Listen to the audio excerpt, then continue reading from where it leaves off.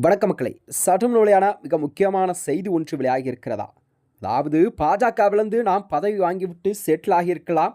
விஜய் நடத்துகிற ஆட்சியை பார்த்தால் நமக்கு இங்கே பிளாட்ஃபார்மே இல்லையா? வாங்க வீடியோவை முழுமையாக காணலாம்.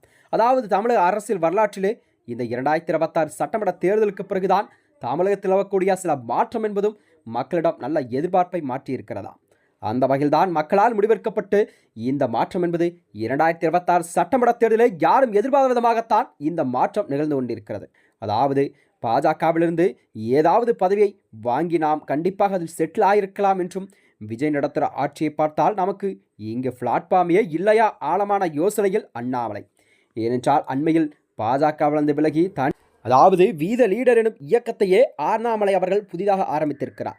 அதாவது ஆரம்பித்த 3 மணி நேரத்தில் 5 லட்சம் அந்த இயக்கத்தில் அவருடைய தொண்டர்கள் சேர்ந்திருப்பது என்பது தமிழக அரசியல் மட்டுமன்றி பாஜகவிடம் ஒரு நல்ல அதிர்ச்சியை ஏற்படுத்தியிருக்கிறதா.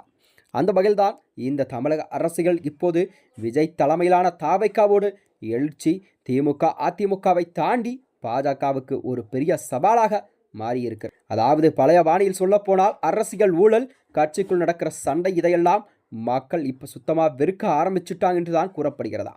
அதற்கு பதிலாகத்தான் இந்த மக்களிடம் தெளிவான பார்வை மற்றும் மக்கள் நலன், விஜய் போகிற பாதை என்பது மற்றவங்களிடவிட இதுவரை ரொம்பவே தனிச்சு காட்டியிருக்கு என்று கூறலாம். அதாவது மக்களிடம் ஒரு நல்ல ஆட்சியை தர வேண்டும் என்பதுதான் விஜயுடைய நீண்ட நாள ஆசையாக நிறைவேற்றப்பட்டு இருக்கும் என்று கூறப்படுகிறதா.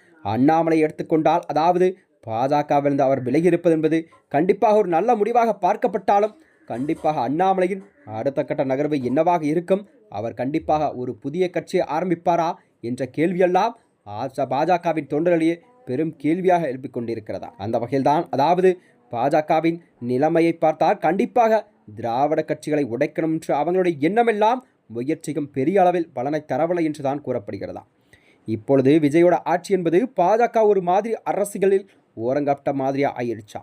அதாவது அண்ணாமலை அவர்களை ஒதுக்கிவிட்டது என்பது பாஜகவிற்கு பெரும் வீழ்ச்சியை மட்டுமே தரக்கூடிய சூழல்தான் கண்டிப்பாக எதிர்காலத்தில் உருவாகும் என்று பாஜக தொண்டர்கள் கூறப்படுகிறாரா.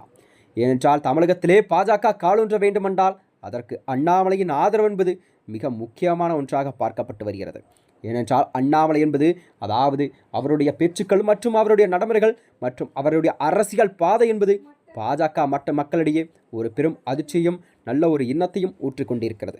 அந்த வகையில் தான் அண்ணாமலை விலகியிருப்பது பாஜக தொண்டர்களிடையே பெரும் அதிர்ச்சியை ஏற்படுத்தக்கூடிய செய்தியாகத்தான் தமிழகத்தில் பார்க்கப்பட்டு வருகிறதா.